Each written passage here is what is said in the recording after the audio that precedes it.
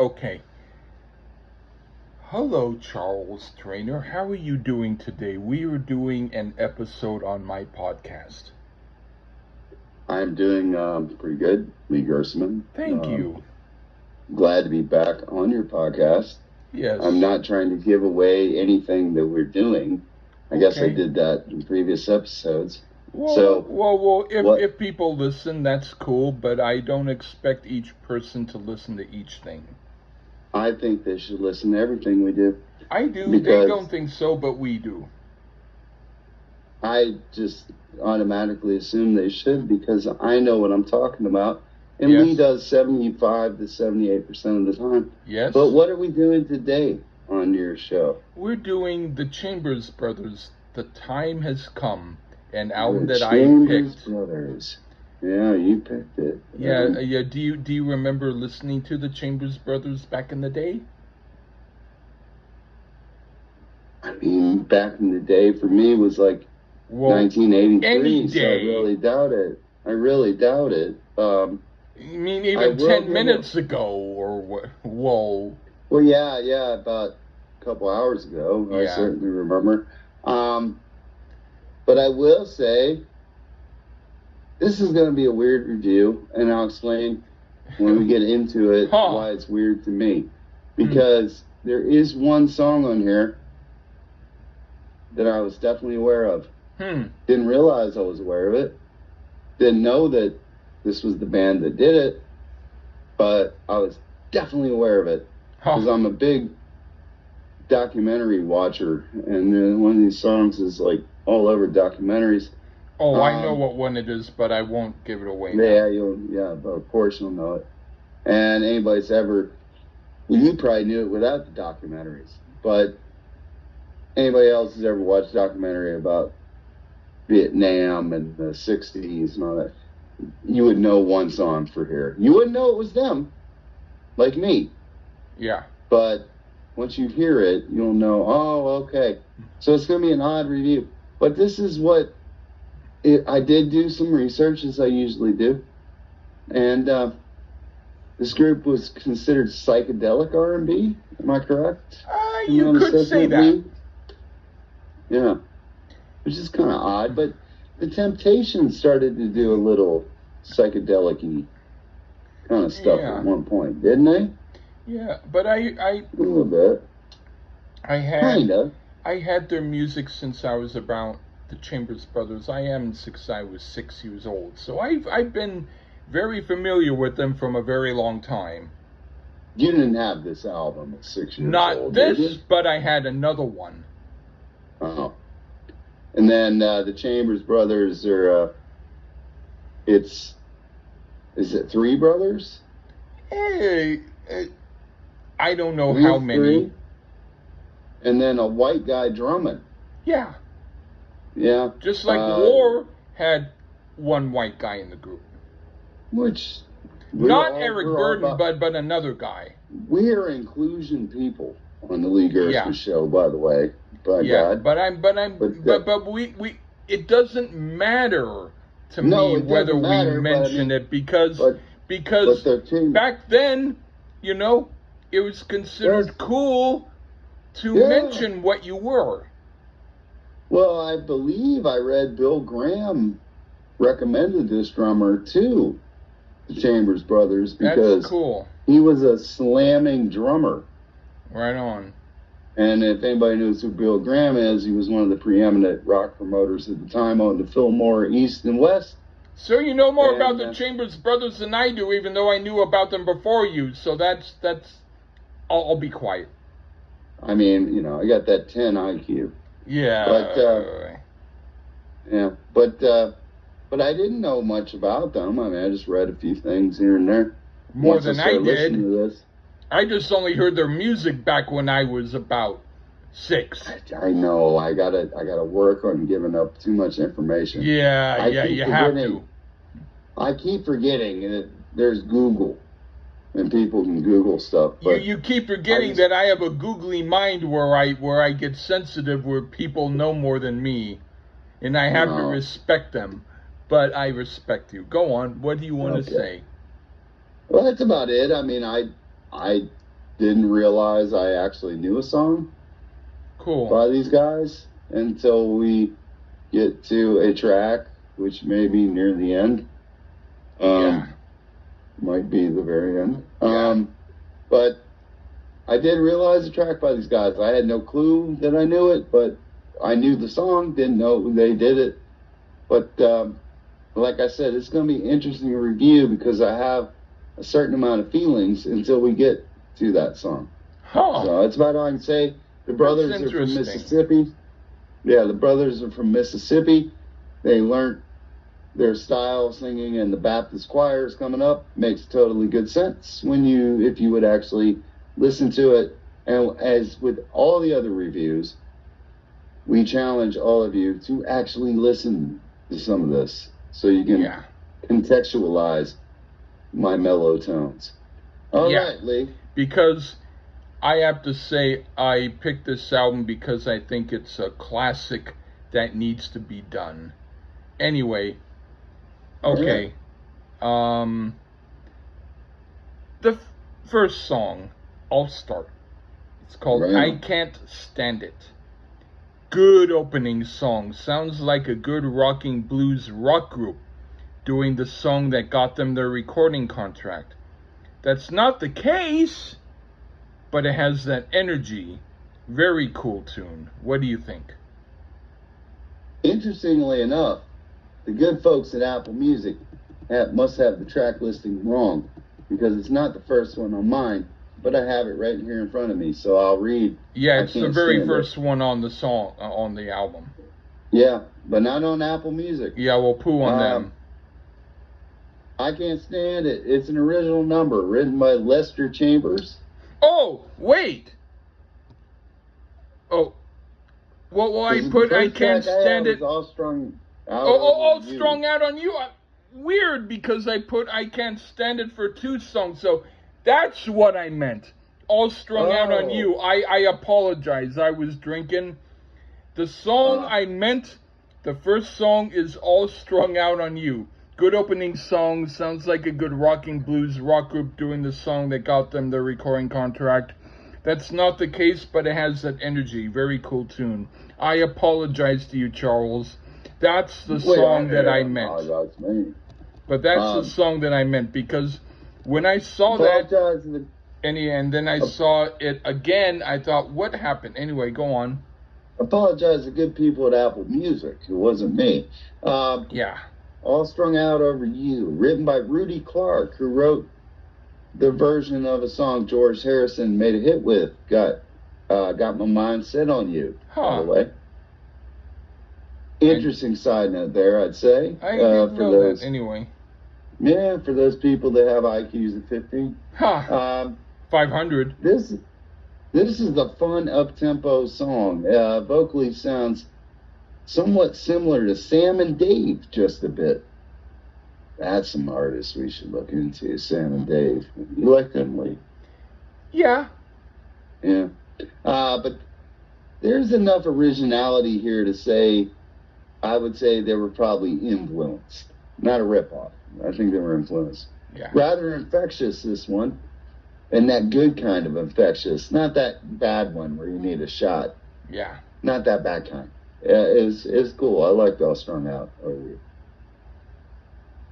Right on. What do you think of People Get Ready? Curtis Mayfield number here. Don't expect Superfly. This one sounds like something Otis Redding would have done.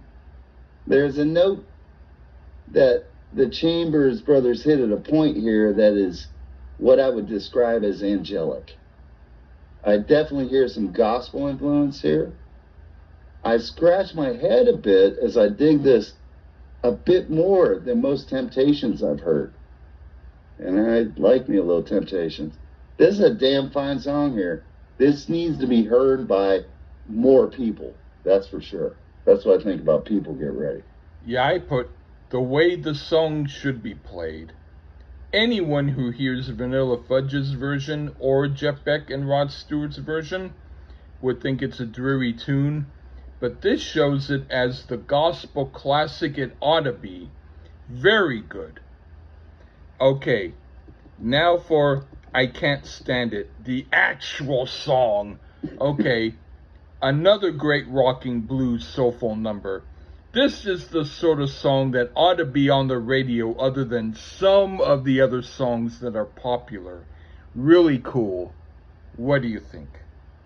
Uh-oh, we're hitting an alert now. We got an original number written by Lester Chambers, and maybe I spoke too soon about the Temptations. Because this seems like an impression of them, or an attempt. But with some bluesy harmonica added, excuse me. The drums sound pretty cool here, but for some reason, this one didn't quite resonate as much with me. I guess musically I enjoy it, but the vocal melody is a bit amateurish for my ears, so we hit our first snag, I suppose, for me on the record. All right. Yeah. Okay, what do you think of Romeo and Juliet? Another Lester Chambers number, and perhaps it's because he couldn't write a song as well as the aforementioned song that it falls yet again a bit flat. This one is a bit better though. Then I Can't Stand It to me, but I guess it's just a preference to the vocals a bit on this one. It's other than that a bit too filled with cliches for me to let it pass as a true blues classic. Musically interesting again. Musically wise, it was interesting, but a bit amateurish other than that. But a tad bit better than I Can't Stand It. Okay, well, I put a great 50s type of song, but done almost as if by the Rolling Stones, but maybe better. Really good grooving tune. I like it a lot. Okay, now for... It's better than the other one. Yeah, okay. Now, okay. Now for In the Midnight Hour. I like this better than Wilson Pickett's version. It's heavier and has a garage feel to it, and I really like it a lot. Well, it might be as good as Wilson Pickett's version, and it sounds a little like the group Love could have done it like that. And it also sounds a little bit like The Who. But yes, it's right on. What do you think? Back to Coverland. And this time a little bit of Wilson Pickett, you said, and I laughed because the guitar intro is fairly epic. And then we get to the actual song, and it's a bit of a letdown. I was expecting something a bit more epic based off that cool guitar opening. But this definitely doesn't hold a candle to Pickett's version. And for some reason, I think the Stones would do this better in that era. The first cover I wasn't floored about. Come on, Chambers Brothers, let's get back on track. Boy. That's what I'm thinking. That's what I'm thinking at this point. Come on, we got to get back on track. All right. I have an idea about what you'll think of the next song, and then if you are correct, I'll tell you you're correct, and if you're not, and if I'm not correct, I'll tell you I'm not. What do you think of So Tired? This was credited to the Chambers Brothers and Andre Goodwin. Not sure who he is, but whatever. Hey, they're Andre Goodwin. You got you some love. I was thinking at first, they covered the Beatles when I read the title and then quickly heard otherwise. And I can say we are back on track here. Good vocal harmonies. Reminds me a bit of What's Going On era Marvin Gaye. A bit here musically. And musically, one of the best ones I've heard at this point. So we are we're back on track right here. And I was getting worried a bit. I liked So Tired. Wow, that's cool that you said exactly what I thought you did, even though I think differently. This is more of a chill tune. I don't mind it, but it seems a little bit like the song would make someone tired. On certain days, it would maybe be my thing, but right now, it seems a bit too slow and draggy for my taste. Well done, but too slow and draggy. Okay, now, for the next song, Uptown. This is almost like going to a go-go, but slightly different, but enough like it to make people think it's a copy. But I do like it. I could hear this at a party and dig it. What do you think? It's written by Betty Mabry. And from what I understand, she wrote a lot of sexually provocative shit in the late 60s. Uh-huh. So I think we should do some Betty Mabry down the road. Because she was Miles Davis's second wife. Huh. Okay. First I've heard of her, but anyway, go on. Yeah, she wrote it. Matter of fact, this is the first song that she had recorded by an artist, from what I read. This is a mid-temp. I haven't heard anything else by her. I don't know. I just read some stuff about her. Never heard anything about her other than what you just said. That sounds interesting. Yeah, believe me, it sounds interesting. All right. This is a mid-tempo song full of swagger. And a song they did for sure that features some outstanding piano playing on it. Perhaps the most accessible sounding R&B so far, full of saxes and some really soulful singing. This one is pretty cool too. So I'm leaning to a good album thus far. I'll be at the couple misses for me thus far that I heard, but this one ain't one of those. I liked Uptown. Okay. What do you think of Please Don't Leave Me? Get a pretty jazzy walking bass line throughout this one. But it's some old 12-bar blues again. I really enjoy the guitar work on it as well. And I do like it, but yet it's another fillerish sounding track.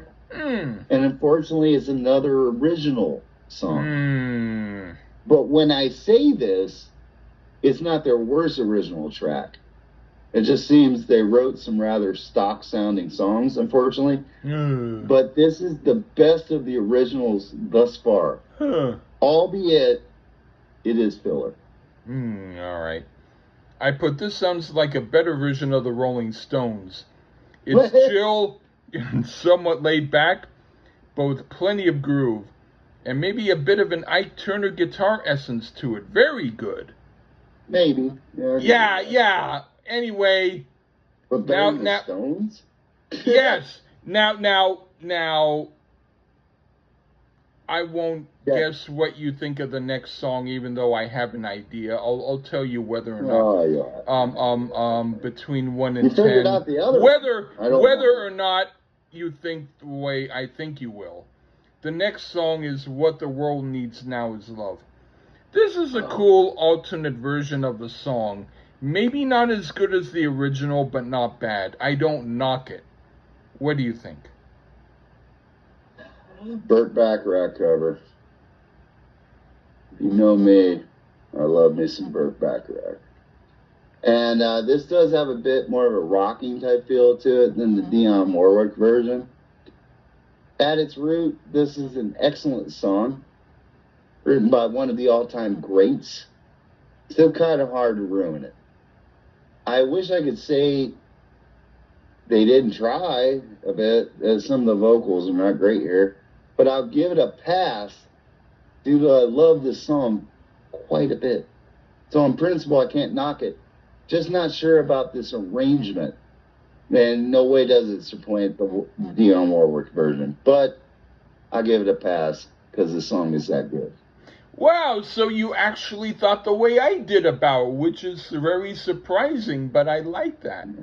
Anyway, so what do you think of the last song, Time Has Come Today? The big song. And once it kicked into the vocals, I knew it immediately. And this is what I'm saying. This is why this review is so strange. Because I didn't like too many of the songs. But if you just listen to this song, you need to listen to the album. Then hear this last song. And it makes the album, like it totally redeems the album somehow. Like you don't have to listen to just this song. It's the weirdest thing to me. Because I was like, I don't know about this album. But when I heard this song, I was like, now the album, it totally makes sense. It's the weirdest thing ever. And it's one of the songs that's like in every documentary about the Vietnam War.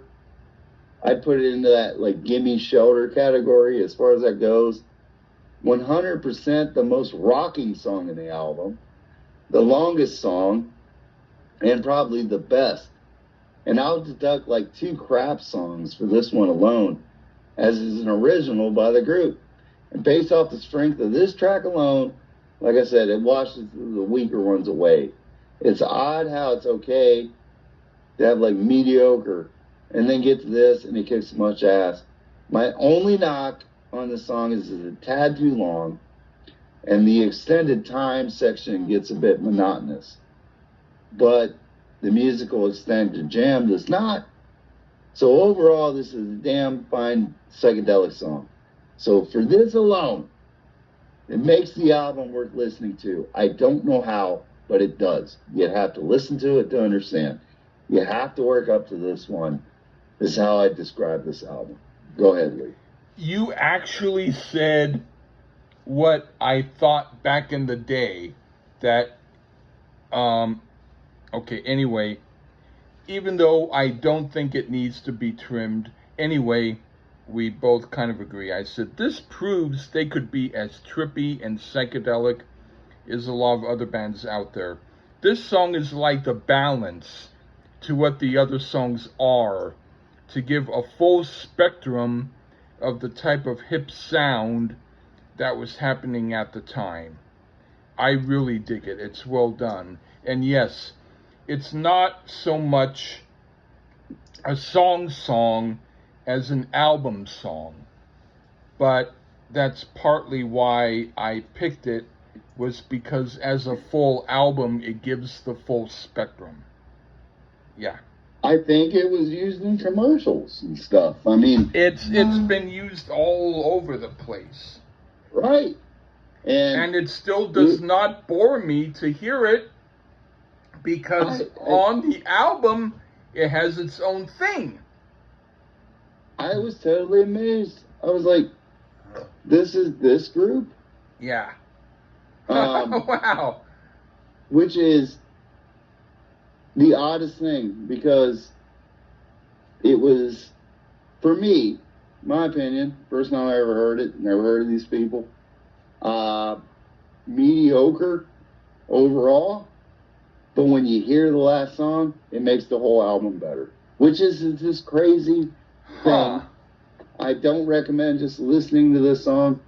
Listen to the whole album, and when you get to the last song, you're like, wow, this totally makes sense. It's the craziest thing. So, big love to the Chambers brothers.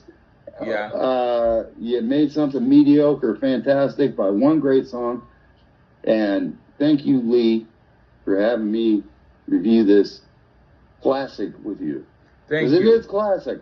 Thank you. And I will add that I think pretty much every single song on here is great, and the last song is even greater. So it makes it all worthwhile. So I like all the other Lee, songs. Like you said, I like all the other songs that you didn't like as much. Even if I said that I didn't like some of the songs as much or whatever, you don't have to remember what I said. And I like everything. You don't have to. You don't have to quote me like Oliver North, who shreds papers before he leaves the building. Anyway. Or especially when it's something you shouldn't like and you do. But, yeah, whatever. Okay.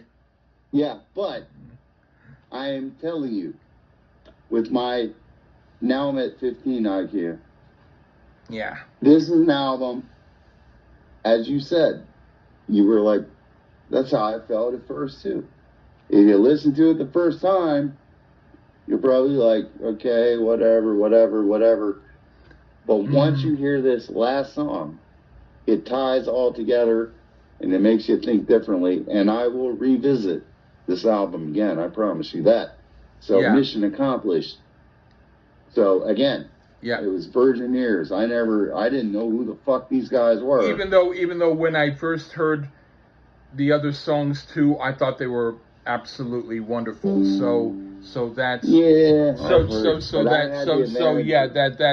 that's how I felt. I felt it was an absolutely some of these songs. Yeah. I felt it was an absolutely wonderful. You may not have. I thought it was an absolutely wonderful album back then. And you don't like Marvin Gaye? What's going on? didn't say I didn't like it. You have to hear the review to know what I said. Yeah, come on. I said that all those songs are great. It's just that as a whole album, it's hard to hear it all in a row. But that every single song is good. It's just that it was just like having a scoopful of the same thing. I'm controversial. I prefer Al Green over Marvin Gaye. That's just me. Yeah, well, you're not controversial. He is better. In fact, every single song of Al Green, you could douse me with it and have me drown in it, and I would still love it. Yeah, and I like Stevie Wonder over. Hey, Stevie Wonder's my composer. He's the guy who, man, him and Motown, both, they influenced what I wrote. Good, though. Marvin Gaye was great, though. But Al Green and Stevie Wonder are now, how would you stack Smokey against Marvin Gaye? Huh? How would you stack Smokey Robinson? Smokey is on the same level as Stevie. Yeah, Smokey Robinson's great. But hey man, you don't know that I was influenced by Motown. No, or maybe you did know. Sir. I did have this idea. Okay. But like I said, now what the world needs now is Love, Sweet Love. I do have to give it to Dion or this. But it's such a good song. Burt Bacharach is a fucking treasure. Yeah. My dad used to sing Raindrops Keep Falling on My Head and I'll Never Fall in Love Again before I went to school. I asked him to sing it for me. Oh, Burt Bacharach songs are great. But anyway, that's it. Yeah. But the Chambers Brothers, for those like me that would have virgin ears to this album, just will yourself to that last song. Everything will make sense. And then you'll be like, this was a great album. But if you hear what I say, you will love the album anyway, but the last song will even make it more so. That's why you have a higher IQ. Okay. Thank you, everybody. But anyway, folks, the lead, thanks for having me back. And the rest of y'all have a great night. And we'll be back soon. I promise you. Bye-bye.